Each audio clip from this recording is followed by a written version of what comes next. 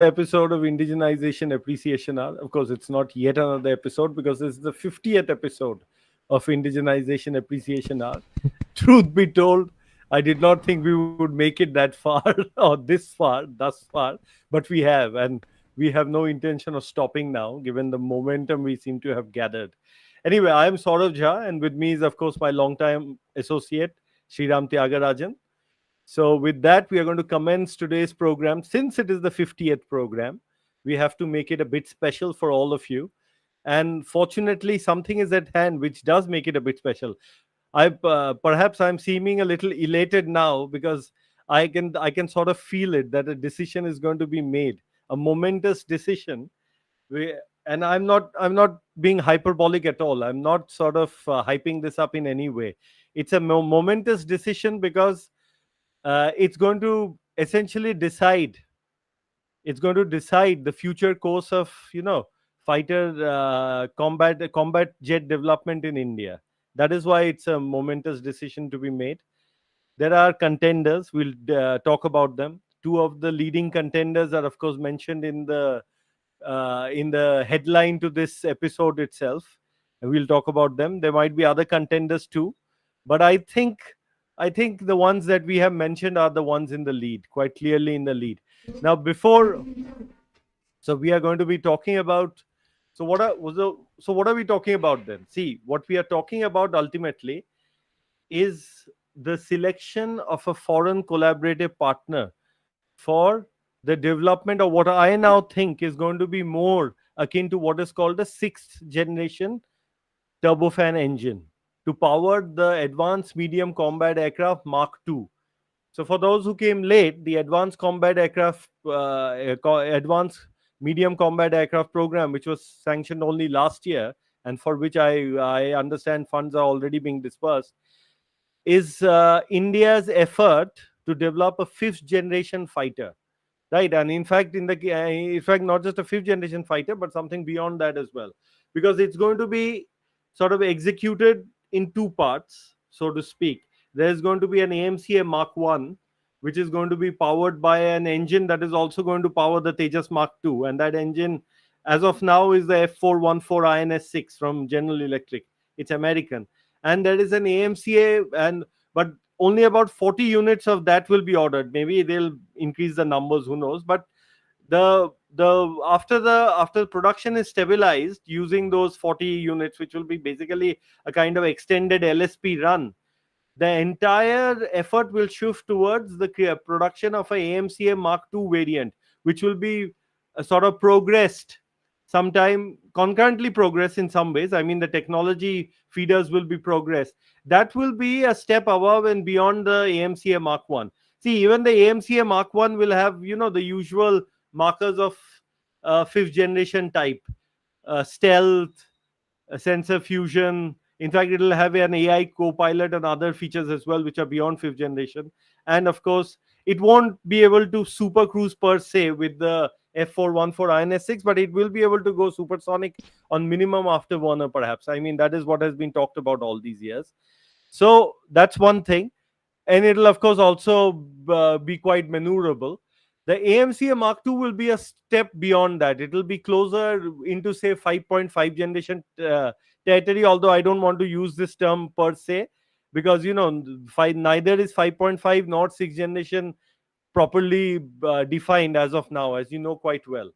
So what we should instead be looking at is the kind of technologies that you would definitely need to incorporate in the future on a combat aircraft.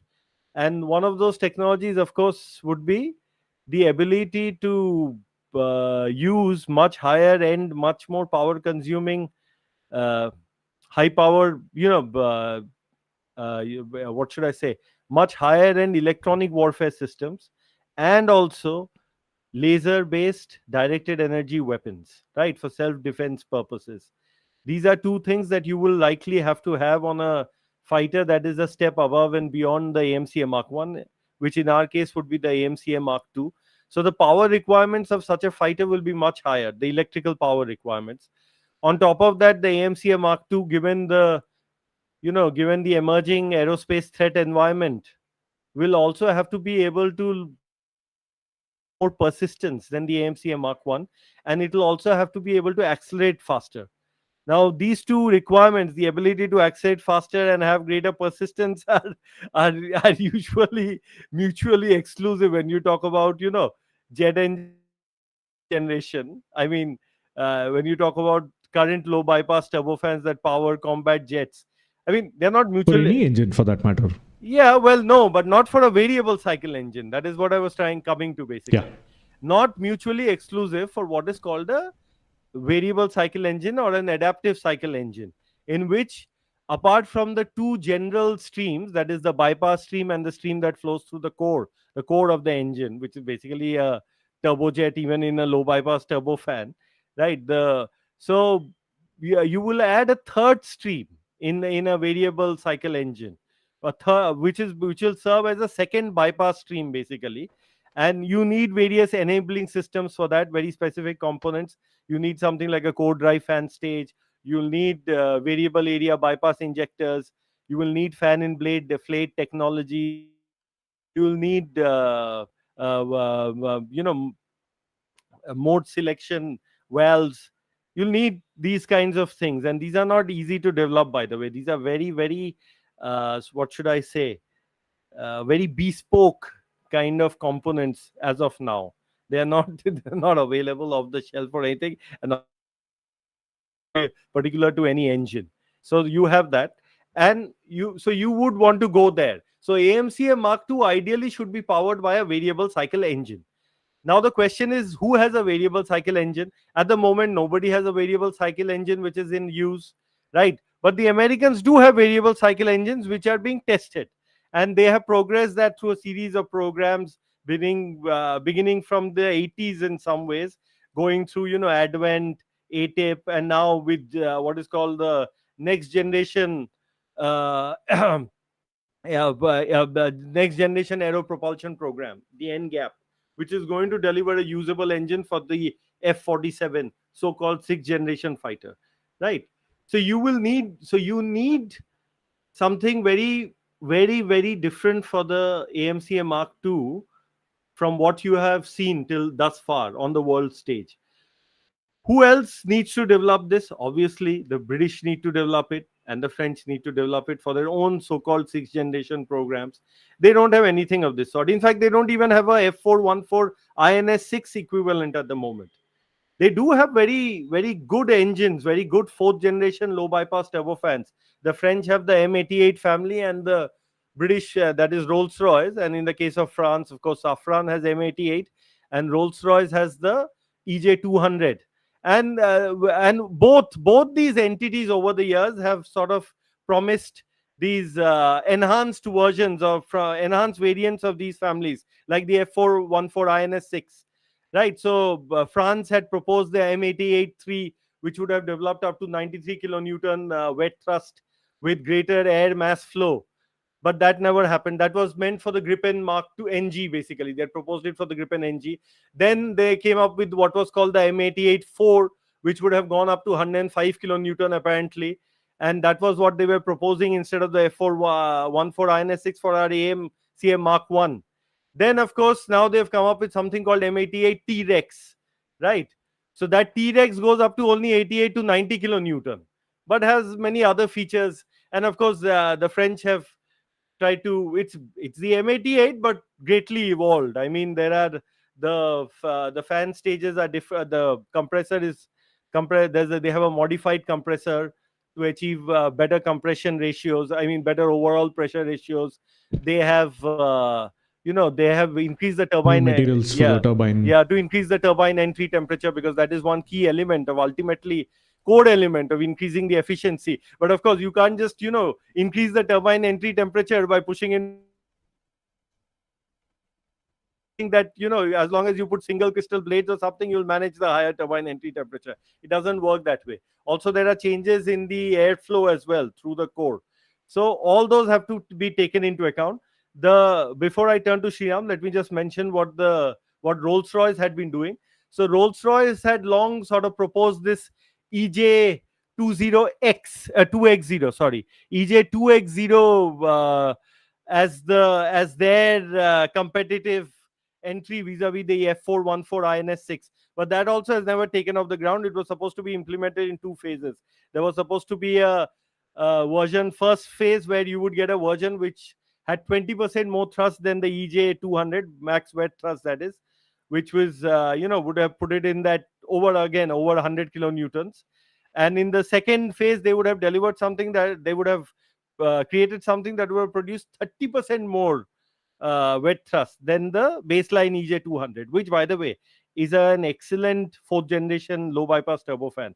Probably the leader of the pack in some ways, except of course F414 INS6 then sort of took the cake, because F414 INS6 has the same outer diameter and the same length as the F404, and its mass flow can actually theoretically you can plonk it even in the Tejas Mark 1A, because its mass flow is below less than 78 kg per second, and the Kaveri's mass flow was 78 kg per second. Of course, there are many 8 or 9 things that have to be looked at before you can plonk some engine into a fighter for which it wasn't first developed.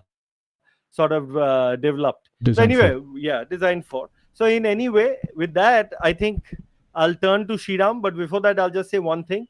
This is the 50th episode. I hope that all of you have found the IAH journey, as it were, to be, well, productive, I must say. So please do support us in whatever way you can. We put up the the UPI link, the UPI number, and also the QR code that you can use to send your support directly to our account, where of course we of course pay GST on whatever you send. So you can be as generous as you want to be. Please do not hesitate. Send as much as you want. Others who want to pay through YouTube, please be our guest. Please do that. Please be as generous as possible on YouTube. As always, do spread the word about IAH, because it is, it is ultimately designed and it exists purely to support the cause of indigenization.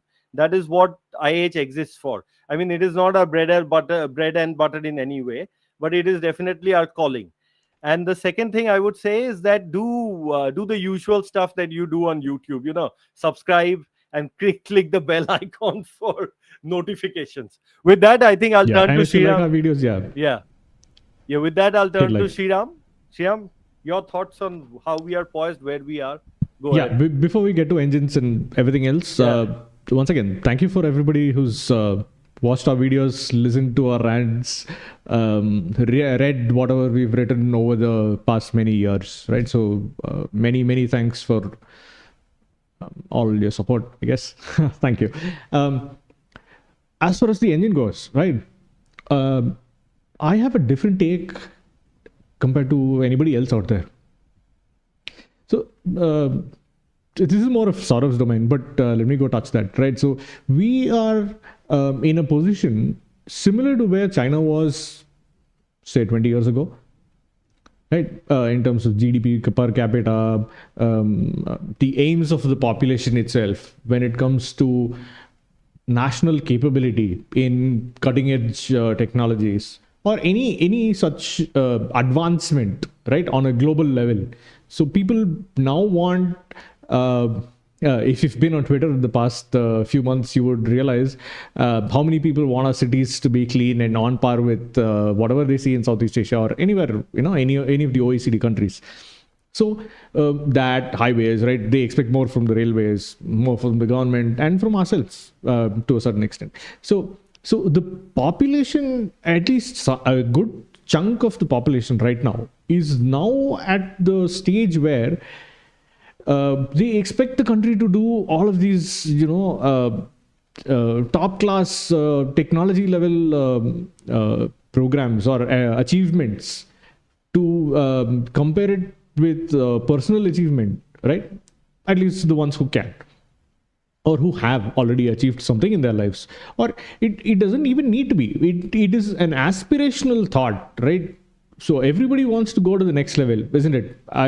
I presume I would presume to speak on behalf of everybody who's watching or not watching, right? So everybody wants to go to that next level. Everybody wants to compete or at least achieve what somebody that you consider to be at the highest level, right? So you want to match that. at a national perspective, we understand the country's limitations, but we also want to compete at that top level, right? So, and nothing comes close to, say, semiconductor cutting edge technologies or turbofan engine technologies, right? When it comes to global competition, when we look at it, you just think that there are like a very less than 5 countries who can build cutting edge turbofan engines.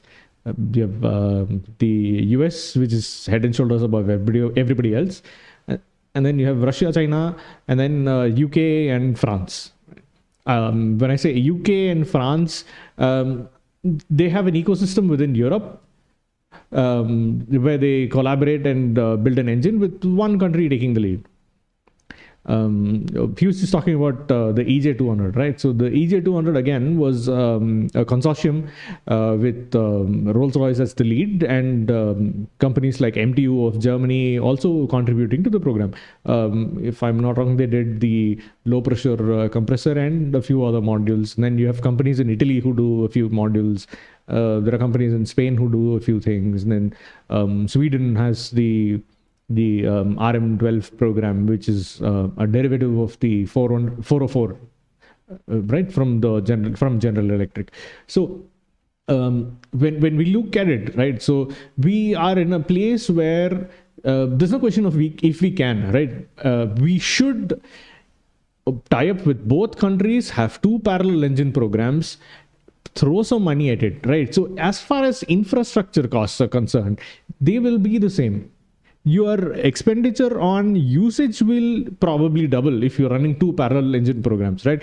You have twice the number of people with very little overlap, people who can work on both programs, but you will have entire 2 sets of teams, maybe 2 sets of companies, given that we are now at a stage where we can pull in private sector involvement right from the design phase, if they are the ones who are going to build the engine anyway. And I'm sure they have a lot of leeway in terms of attracting capital or talent, given that you need to spend on the human talent, and you can get them from anywhere in the world, and government regulations will not let you pay market rate for such talent, right, to bring back people from abroad if need be.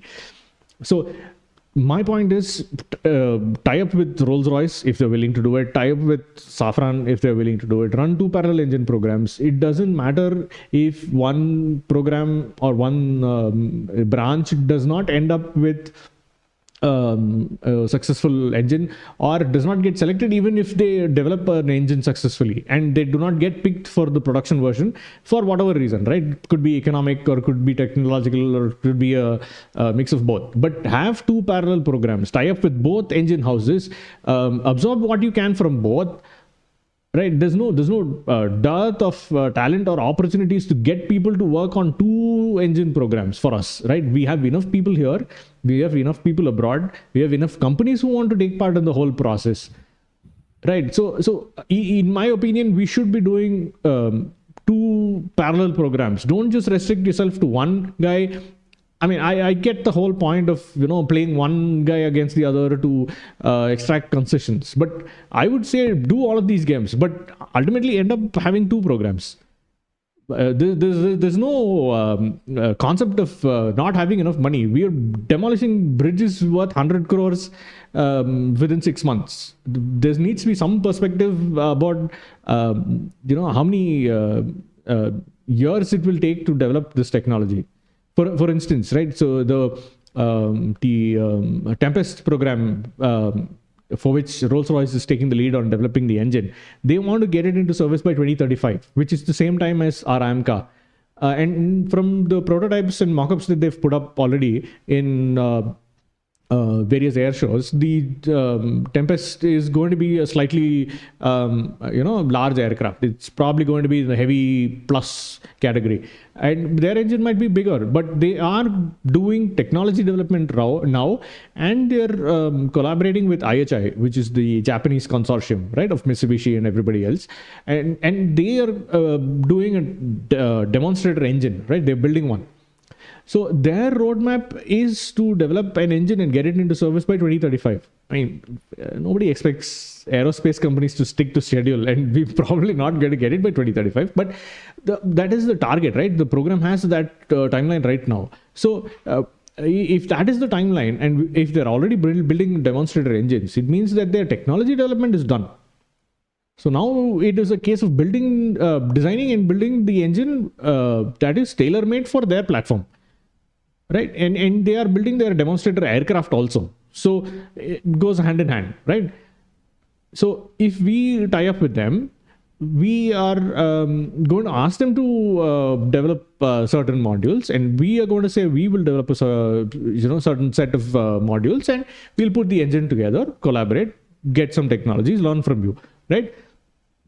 Do it with both engine houses, learn what you can from them, each of them, and have enough oversight, have a team which cross-pollinates technology, learning from either silo, so that the country as a whole has a coordinated or a consolidated learning from all of this investment, right? So what Saurav was talking about earlier, right? So, and if you've watched our talk with the earlier program director of the TEDBF, the question arose about the engine choice for the TEDBF, the size, and power plant options. And his comment, as well as some from other quarters within ADA, was that the F414 across our Indian fleet, right, can be substituted with the new AMCA engine,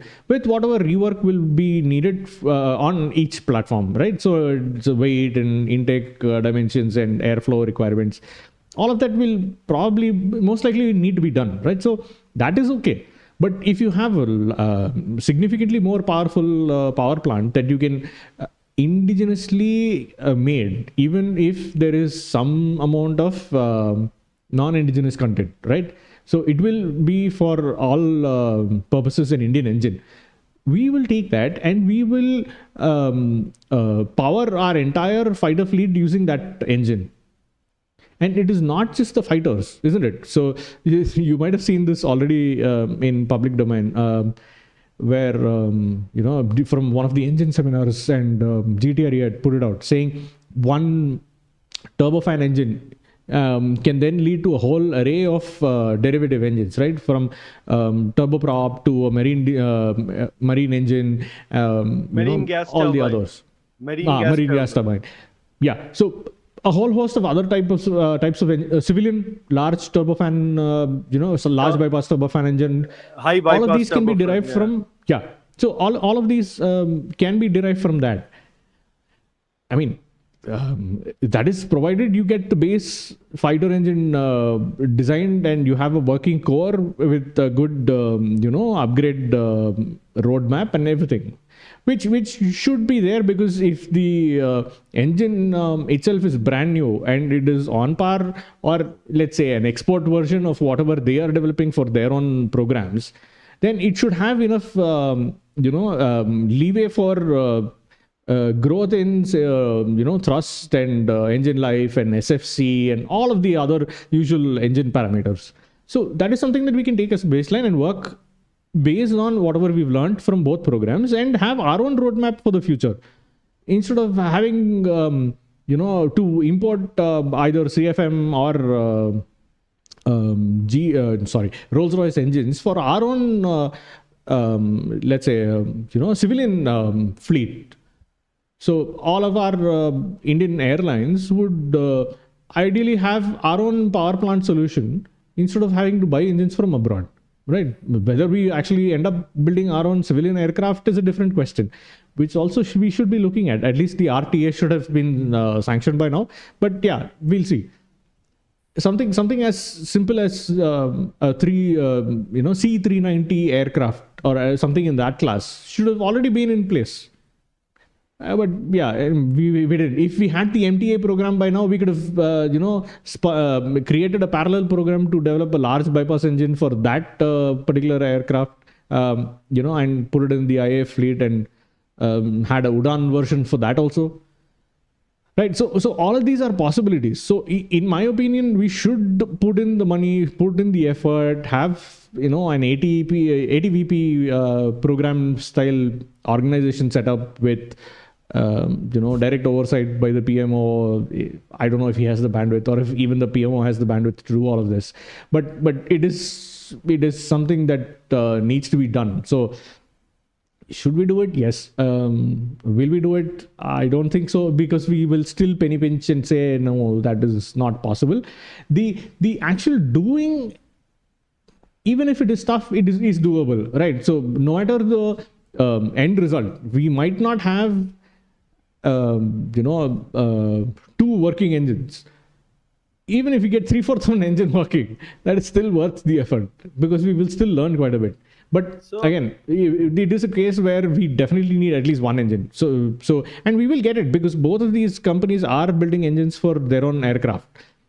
And with the Tempest, at least they have a very fixed schedule. And now with the Japanese and the Italians coming on board, and with other countries also coming on board for the Tempest program, especially the Saudis or the Emiratis or both, they might have enough money also to actually fund it through to fruition. It's the French effort that is actually in question, because see, they have. Yeah, go ahead. see, it's like this. Okay, I think as far as the intermediate requirements, intermediate needs, as far as the intermediate needs are concerned, we have put our eggs in the American basket. Okay, I don't think people have given up on that F414 INS6 license production plan. That is definitely on the cards, and they think that once the trade deal is sorted out, that will sort of go through quicker than what is being projected at the moment, right? So, and because that's going to be a deep license production, at least in the minds of Hal and other people, they think that it takes you that much closer to being able to build the entire engine in India, because a lot of the attendant ecosystem, a lot of the relevant ecosystem for building an engine of the F414 INS6 variety actually already exists in India. Whether it be being able to work with nickel based or cobalt based super alloys, or higher end titanium alloys, or being able to work with or issues related to engine fuel control systems, and of course the full authority digital engine control system itself. These are things in which India now has a lot of capability. So what they think is, what the idea must be, is that the F414 INS6, if it does go ahead, and they think it will, that will sort of serve as the interim power plant for the AMCA program. Will power the AMCA Mark 1 anyway, and there are versions of it which go all the way up to 120 kilonewton also, or at least 118 kilonewton. Although that is again a bit of a, those have never been actually been used anywhere. They have been tested on the bench. Yeah, I'm talking about the EPE version, for instance, and before that you had the EDE variant. So Yeah. at the end of the day, the F414 is a near fifth generation low bypass turbofan, but not exactly fifth generation in terms of all its characteristics. And it uses the best materials that fourth generation engines that you may want to put into a fourth generation engine. See, when you talk about state of the fourth generation low bypass turbofan of today, say anything, say the F414 INS6 or EJ200, 50% of the weight is accounted for by basically nickel parts. Okay, nickel with its relatively high specific gravity accounts for most of the weight of that engine. I mean, single biggest component of the engines today. The core is around 50%. I mean, nickel, cobalt, you can add those. I'm not just nickel based super alloys, other super alloys are there in the mix also in this, right? So so one of the trends today is to see how much of that can be substituted by something like ceramic matrix composites. Okay, so I'll just for quickly for our viewers, when you talk about a modern low bypass turbofan engine, and if you divide it into sections, so you should note that the fan, the fan and the fan casing, those things, the low pressure compressor parts, compressor, those are you made of different types of titanium alloys. The shaft, okay, the shaft, the spool, the shaft basically connecting the turbine to the compressor, and of course in the case of a high bypass turbofan to a very large fan also in front, is usually made of some kind of maraging steel. If you look at the, if you look at the core, if you look at the combustion chamber, it is usually made of some kind of hastelloy, cobalt alloy, super alloy. And if you look at the Yeah, product. yeah, and if you look at the, yeah, there you have it. And yeah, these are the kind of things which can, I'll just come to this. And if you look at the, obviously the other parts of the core, like the high pressure turbine and all that, that is usually made of nickel based super alloys. The blades are increasingly made of single crystal, single crystal alloys, either of the second or third generation. CMS X4 would be a second generation single crystal super alloy. CMS X10, Hene N6, these would be third generation, so on and so forth. So what we are now doing is, we are now basically substituting, the whole agenda is to substitute these sort of metal based parts with composites of various kinds. Okay, so the key thrust area has been, of course, in the case of high bypass turbofan, one place that has seen a lot of movement in any case is polymer matrix composites, especially of the carbon fiber reinforced polymer variety. I mean, the fans and all are now basically, they use PMCs. The nose cone is PMC, right? The bypass casing might be PMC. In the case of G9X and all, you are seeing increased use of CMC also. The turbine shroud segments have gone to CMC, right? The nozzle flaps are highly important. Another way to augment thrust, another component of augmenting thrust from the same, an evolved variant of a baseline design, is to have better nozzles. Basically, is to have a better, more effective nozzle. The nozzles are moving towards CMC. Even in the case of high pressure turbine aerofoils, you are seeing CMC in some cases, in not on the blade part, but in the stator part, in the nozzle guide vane part, CMCs have been used. And most importantly, the combustor liner is moving towards CMC, which is a big development. Now there are these high bypass turbofan and these basically commercial engines which already see a fair degree of CMC use. To the credit of the French, the M88 nozzle also uses silicon carbide CMC. So that is one place where they have introduced CMC already. We'll go to a comparative sort of chart between EJ200 and M88 in a bit. But the main thing that we need to note is that this is going to be very important for the kind of thrust to weight ratios you want in the AMCA Mark 1. So the engine that AMCA Mark 2, I'm sorry, the engine that will have to power the AMCA Mark 2 will have to have a thrust to weight ratio of the order of 12 plus, in my view. Okay, it'll have to be it'll have to be, and I am saying it'll have to be a variable cycle engine. And I think people who are actually going to decide this are probably also thinking on those lines. In fact, there has been reportage to that effect, and that is going to play a big role in who's going to be chosen between the lead contenders. Because earlier the talk was merely of a fifth generation by turbofan with better thrust to weight ratio, which is characterized by, and all the attendant elements that have to go with that. So that was the case. But today we are talking about much greater CMC use, much greater PMC use, much greater MMC use. You can bet your bottom rupee that the XA100 and the 101, 102, the variable cycle engines that you're seeing from GE, those engines most certainly have combustor liners with CMC now. And I won't be surprised if the stators in HPT, LPT are CMC. Even maybe, I don't know if a blade is CMC or not. We can't say for sure. Nozzles are definitely CMC. Turbine shroud is CMC. I mean, things like low pressure turbine rings and all are definitely CMC in that. So they have already moved in that direction. So the kind of, when you talk about an engine, what are you going to say when you say AMCA Mark II? We have to develop an engine. The aircraft developer, which is in this case ADA, will give you certain requirements. Say you're the engine developer, they'll say, oh, come on, tell me what kind of say in 5 minutes, what kind of altitude do you want to reach from a dead stop, or what kind of sustained turn rate do you want. These are parameters that will be given to the engine developer, and then the engine developer will work on this. But added parameters will be given related to persistence, related to acceleration, sudden accelerations, related to on-board power generation, electrical power generation for those electronic warfare and laser power, laser-based directed energy weapons that I talked about. So all of those.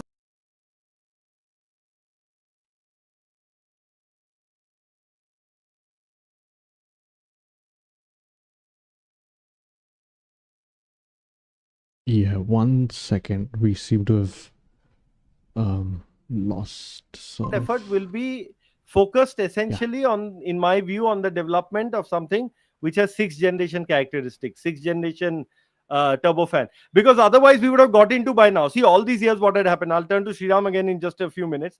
What had happened all these years? Safran had kept proposing an M88 core, eco core being used, and an Indian and existing Indian expertise being used to develop an engine around that core and all that. That never found favor, and the money they were asking for it was totally not was not seen as being worth it at all. The same proposals might have come from Rolls-Royce for a long time, and they also did not find favor.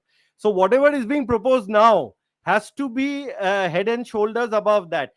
My own personal opinion is, with the success of the Kaveri derivative engine in trials in Russia, and you will hear more about it, right? You're already hearing some stuff about it. We have what it takes to build 4th generation turbofan engines now, and in 10 years time we can create, in less than 10 years we can create something like the F414 ourselves, or the M88 T-Rex, or EJ200. That is possible for us to do. Of course we'll have to build the the test facilities, which Sriram, Infrastructure. yeah, Yes. Sriram pointed out, is agnostic to what engine you're going to test that. Not exactly, but yeah, almost. I mean, you will need larger turbine test facilities also with greater air mass flow. You will need that high altitude engine test facility. You'll need your flying test bed. You'll need a whole bunch of attended, manufacturing facilities also, like a isothermal press, which of 20,000 tons, which will, which keeps the isothermal forging, isothermal forge press, which keeps the work die and the die and the workpiece at the same temperature. Basically, it heats the die, and that is how this is achieved. This makes flow forming much easier. Okay, so metal, So that the workpiece yeah, doesn't cool as soon as you set it on top of exactly, something cooler. Yeah. exactly. So you keep the high, you keep the die also heated, right? So this is a specific kind of forge press, and we need this for the kind of engines we want to make. So these things will be there. So what I would propose is, there should be some other indigenous program follow on to the Kaveri, to develop, to create a 100 kN engine, and this should be launched anyway, because it will help with the F414 INS6 absorption also, if that comes through. And if it doesn't come through, this will be the contingency plan. And this should be completely focused on a variable cycle engine, because this will take T plus 13 plus 2 or 3, in my opinion, to achieve fruition for everybody. Even maybe Rolls-Royce has fed the wealth of its data into a bespoke artificial intelligence model that it has developed for itself, and is able to accelerate things greatly. Maybe it is able to, we don't know. But usually it takes around 15-16 years to to make a next generation engine. And I am giving this timeline, keeping in mind the pedigree of our collaborative partner, and also the tools that are increasingly available, and the supply chain. So that is where we are at. So we can now talk about, Safran itself, because that is what the headline is about. So both of them, neither of them have a 5th generation engine. Forget about a 6th generation engine. Both of them need to develop a 6th generation engine. Both of them need more CMC, CMC.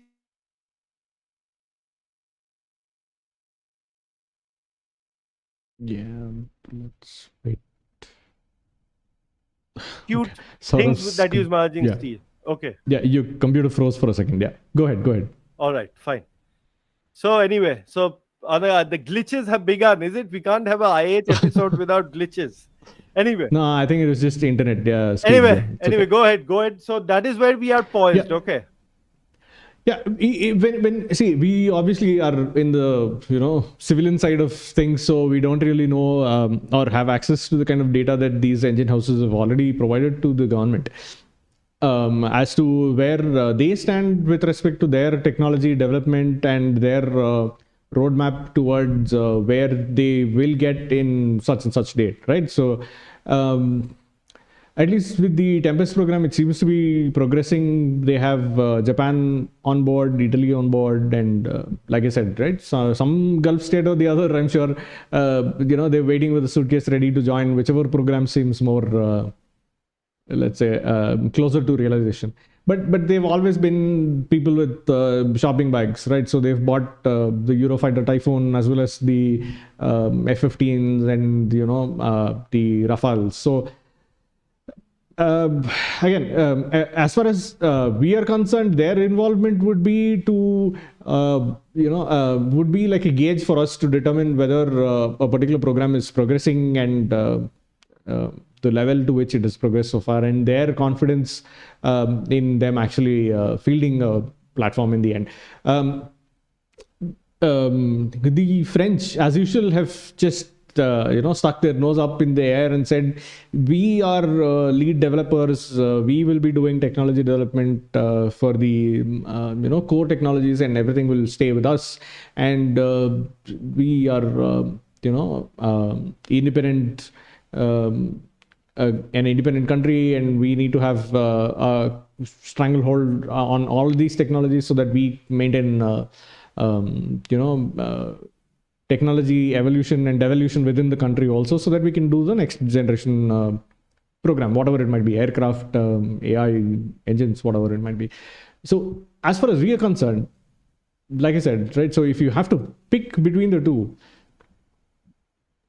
at the moment, I would say Rolls-Royce is a better choice, given that, on technology forefront, right? So even if you think that the Rolls-Royce guys probably do not have as much CMC capability as the French, because they have the CFM tie-up with the Americans on the civilian aircraft engine side.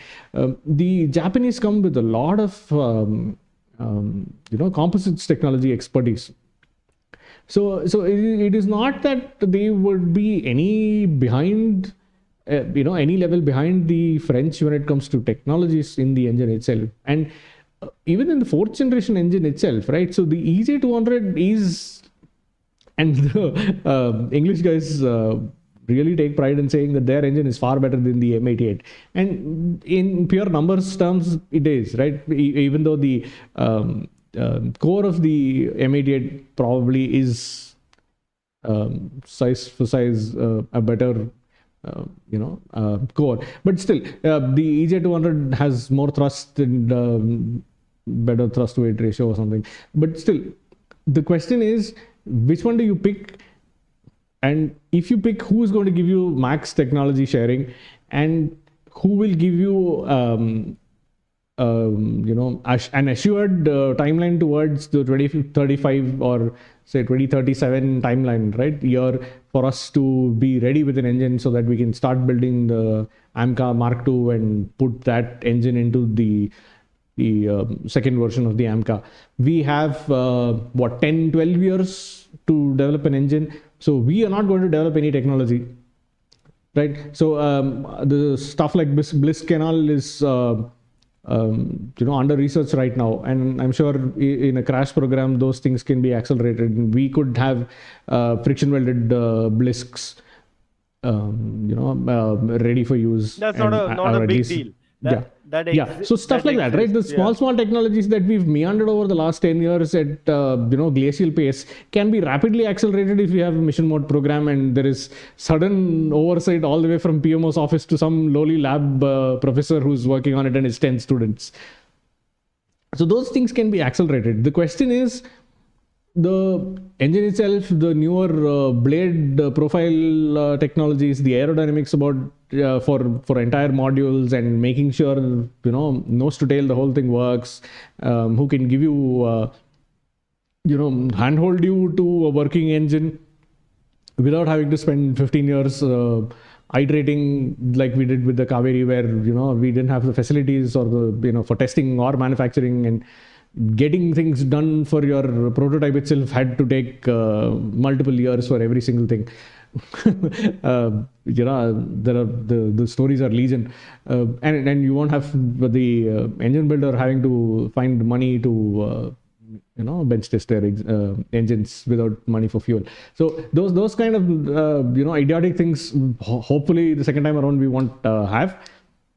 But the whole thing is, who will give you technology, and is that technology enough, and will it happen in the time frame that you want? So both of them seem to be on the cusp of delivering on this. And like sort of said, they both will try to extract the maximum from us, because we are very eager to develop this engine, and we're willing to pay the big bucks. So will we get what we need, and or will we have to pay more? That is up for the political class and the scientists in the private sector to determine. But ultimately, whether we need to do it or not is not a question at all. We need to do it, which is why I keep saying, right? So if you have two parallel programs, you can always cross-pollinate learnings and technologies. And for a country of our size, we should be doing it. I have zero second thoughts about it. Is it feasible? I don't know. Should it be done? Yes. See, the point is that what these guys propose, what either the French or the British usually proposes, they will turn the engine, they will break up the engine into sections, okay? And they will say that you take the lead in this, and I will take the lead in that, and the Indian industrial partner will follow on all, okay? But usually the one that they want to take the lead in is the high pressure turbine part, the low pressure turbine and the high pressure turbine part. That part of the core they usually want for themselves, where they want to take the lead. And of course they'll say we have greater pedigree, you should swallow your pride, you should let us take that lead. But what we say is, they won't be wrong. Yeah, no, but it's not like we don't have any cards to play. The first card is we bring a lot of the money to the table, okay? There is a reason why the EJ 2X0 and the M88 T-Rex are still not really there. They have never really flown in anything. Why? Okay, this is a question that needs to be asked. Second, we also bring a lot of human resources to the table. I now know of many individuals who worked in GTRE at some point and then have just been, picked up by Pratt and Whitney and GE, etc., and have spent long careers there. Okay, so they want your human resources. They don't think that just poaching may be enough for them. They want you to work inside your system for much less and work on a project like this. This is what they want really. If you're working at GTRE or if you're working in the Indian industrial partner, then you are probably paid less than what you'll be paid for what you will be paid if you would have worked for Rolls-Royce directly. And then there are other issues also, bringing in talent and keeping it there, and there are other considerations. So they want to work with you. They also need your supply chain, because your existing, this is something that I said, many things have changed over the years.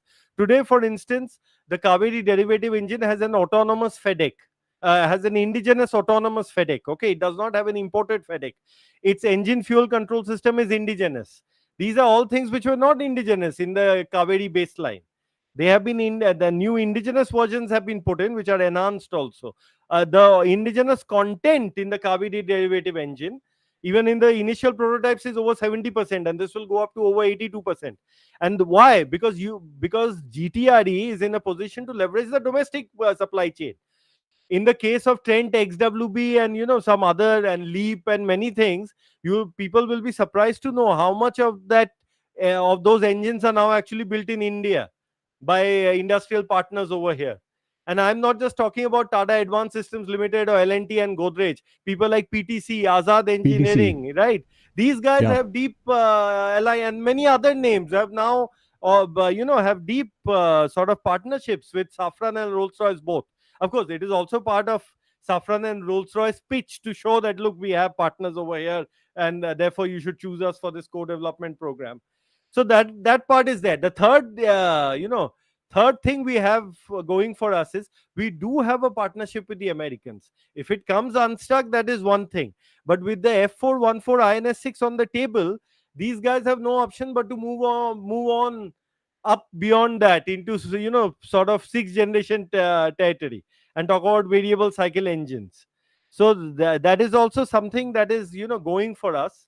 But we have to create the infrastructure that will immediately send a signal that we are really serious and we are going to do it one way or the other. That will immediately send a signal to all of these guys, all of them, including the Americans. So we have to make sure that we send the right signals and we work credibly towards achieving this very important goal. But like I said, there will come a time 20 to 30 years later when gas turbines will be just one of the things powering high speed aircraft. Okay, there will be other kinds of engines, and those are things we need to work on also in a major way, and right now, not while, not again be in follower mode, because those can be done with the kind of technology you have today. You don't where the jumps that you need in that are come much later when you go into when you try to build very exotic kind of aircraft. But if you want things which are less exotic than that, you can do it with your current technology. But you have to work on those sectors. If you don't work on those sectors at all, again, you will be running to somebody. And they'll be saying, oh, now let's do a co-development. Everybody is keen to do a co-development with India. Okay. Except the Americans, who basically tell you what you need. Look, I think only this is good enough for you. This is how they talk across the table to India. Okay, so yeah, so Yeah, very few countries will say we've spent blood, sweat, tears, and billions of dollars on this technology. Come take it for free. Right? Being the world leaders at these things, they are obviously, and given the kind of supremacist thinking that they have over many decades, that is how they're going to act. So that is why we don't go to the Americans and ask them for technology. We've asked once, and we've had the damn thing blow up in our face in the G8 fiasco, right? So so we've approached them and had egg on our face, and I don't think anybody is left who thinks that we'll get anything from the Americans. Many people often have to come down from their high horse. Okay, I'll give you a case in point. The Japanese used to be even more reluctant to share anything with us, citing dual use concerns. But now Ishikawa Ishikawajima Harima Industries, which is actually the lead sort of company working on gas turbines in Japan, they may be willing to now partner with us. Okay, so what I would say, if it comes to the sixth generation effort, I think Rolls-Royce and our friends, the French, are in the lead at the moment. The French would have been much further in the lead and had the whole Rafale matter not turned out the way it has at the moment. Okay, so those are. But I'll say one thing. This is going to be a G2G matter. This is a G2G matter. It's going to be a G2G agreement, a government to government agreement. So there is this issue of trust remains, especially with the British. Okay, given our history with them and given how they have acted, both when they were the colonial sort of masters in India and after post independence, I do not see any reason why we should be so trusting of them either. I mean, somebody can say, oh, you built you collaborated projects like all those that ran in the 60s, the first frigates you made with them, so on and so forth. It may go on like that, but that doesn't cut it. When it comes to the crunch, they have proven to be just as capricious as the Americans. No, there is this issue though with the English, like you said. The Turks have created enough inroads into the Italian aerospace industry. They've bought one company already, and they're already collaborating on the Loyal Unmanned drone program with the Italians. And the other thing is, BAE Systems has done a whole lot of work on the Turkish next generation aircraft. Right? There are talks that the entire design is BAE's. Right? So everything from the FCS to aerostructures to the whole airframe itself and overall design, all of it is being done by the BAE guys. And it wouldn't be surprising, the Turks were and are willing to throw money at the problem and recruit people from other places, and they're not let's call it they're not hell-bent on making everything indigenously, right, with their own talent and on their own hard work. So if they're willing to do this, then it's fine, because even the Koreans are doing it, right? So they had help from Lockheed Martin for the airframe and testing, and even the radar, for instance, they had help from the Ukraine, not Israelis. So they're willing to do it, and they are being given the help they can because of their position in the whole American world space, their whatever their worldview is. So that is immaterial. That does not apply for us, because we have a totally different idea of what we want to do, how we want to do things, right? So, and if tomorrow there are domestic concerns with the UK, with halting technology sharing or supplies or whatever it might be, then that should not be an issue for us, because we are developing something that is cutting edge for us, and right at the forefront of our country's defense. So this is definitely a question, and something that has been a major negative. Like Saurav was saying, right? The Rolls-Royce didn't come yesterday to pitch for the AMCA program. I remember way back when Conrad Banks was their head, and he had come and he delivered a 1-hour lecture at one of the Aero India seminars, saying, this is what we are developing for our next generation fighter, and these are the technologies that we want to put in the engine, with a big focus on electrical power generation on board. So they've also been here, and they've also been talking to our guys for a long time. So it's not new at all. So this whole thing itself isn't exactly new. So at any given point of time, given that we've not even begun our engine program, it is good that we're pitching the two together and figuring out which is better. But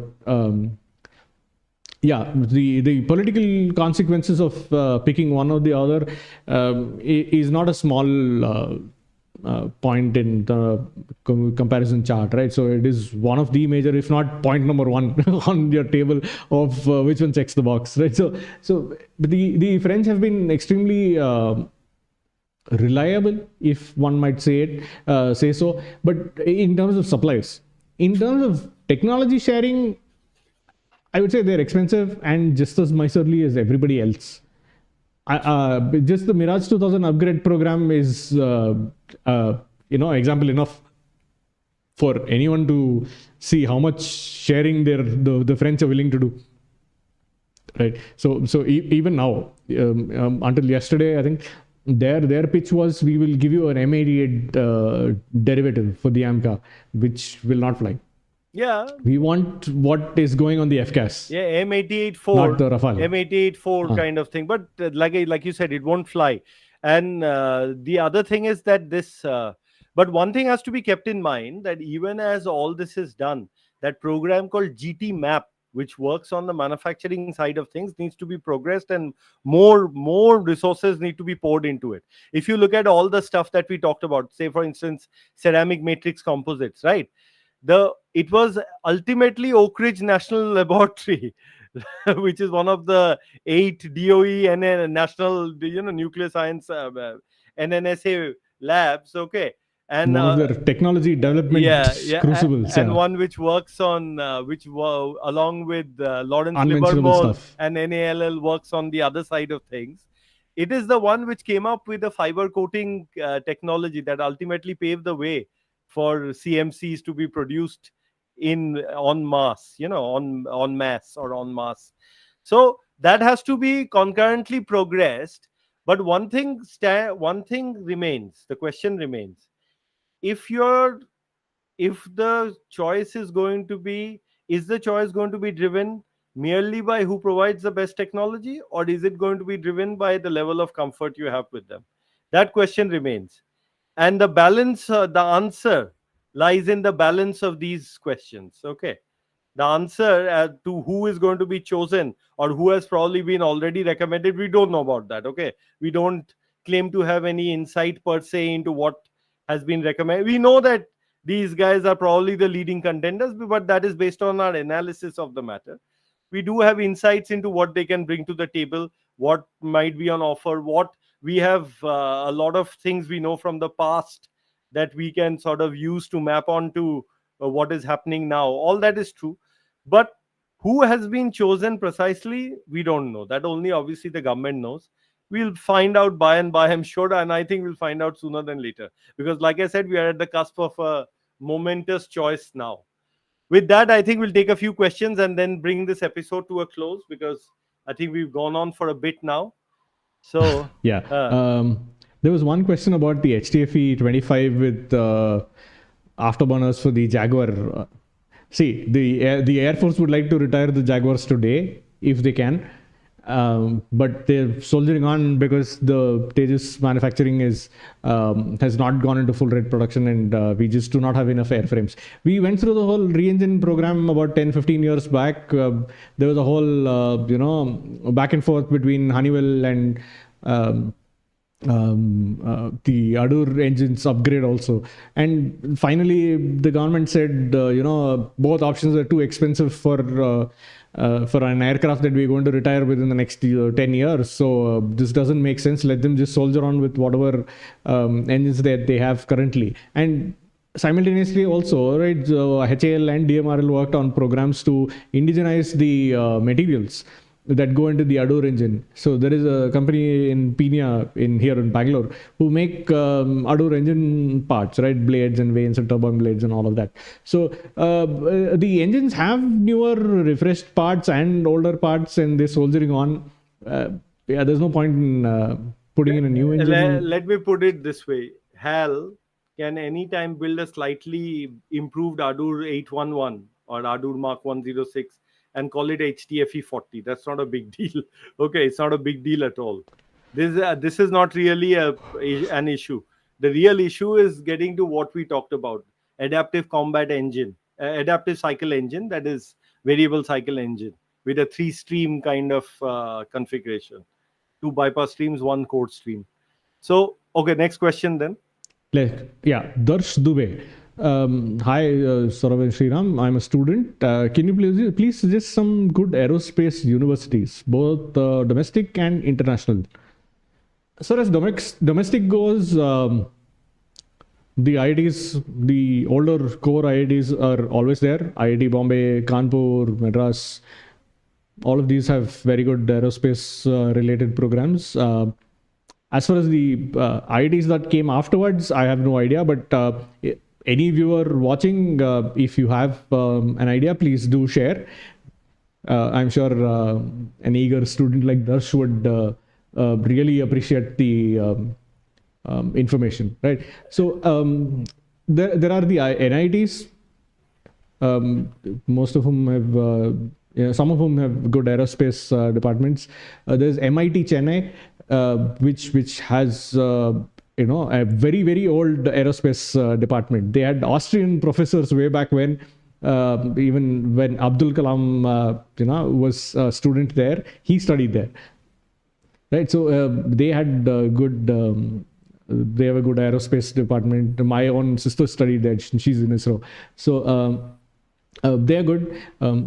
And abroad, yeah, number of universities in the US, Purdue, Georgia Tech, MIT. Yeah, for post-graduation. Yeah. And in early days, people from India used to go to Cranfield University, right? Which Cranfield is very big in the UK. Yeah. They have a lot of HAL guys recruited from there, or HAL guys who go there for higher studies. Yeah, Germany has quite a few. I can't recall any from the top of my head, but yeah, and even the French have. But the French institutes are extremely difficult to get into. The German ones, at least for post graduation, are not difficult. They do not have very strict language requirements, but it's still a necessity because if you are going there. Okay, last question of the day. Last question. We will take another second. Been a wonderful journey on these IHs, corpses. Thank you. F414 for Mark 1A MLU AMCA engine on the Tejas Mark II. The second question we've already answered. Even ADA wants the F414 replaced with the new engine. As far as the Mark 1A F414 goes, sort of answered, I already touched upon this earlier. I think if we have a brand new engine, we could even put it on the Mark 1A, why have an American engine at all? But yeah, if you have enough stock, might as well. Yeah.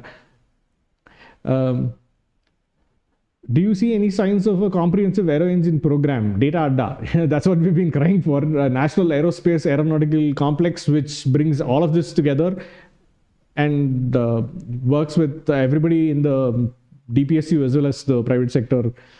You need vision for that. Somebody has to make it happen. Okay, we'll take this question also. So Rishabh is asking, can USA force the British to abandon the JV engine midway if we choose RR, Rolls-Royce?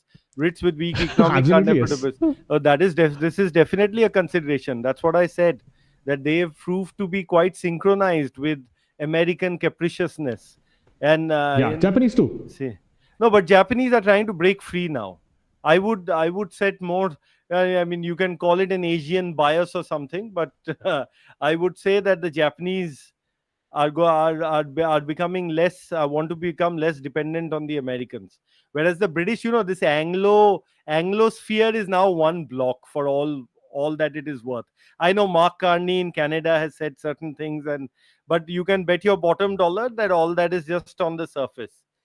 When you talk Yeah. about these P5, the Anglosphere basically, of which some Indians desperately want to be a part of also for some reason, but the Anglosphere, you can consider it to be an entity run by America. And so that's definitely something we have to be a little wary of while getting into this whole business. Like I said, the balance is going to decide the answer. Anyway, with that, we have to bring this particular episode to a close. Thank you for tuning in on to this 50th episode of Indigenization Appreciation Hour, where I hope that in a year's time we will have done the 100th episode of IAH, and we would have much more to share with you on what we've been up to on the side by then. So stay tuned, right? And as always, Jai Hind. Thank you. Bye bye.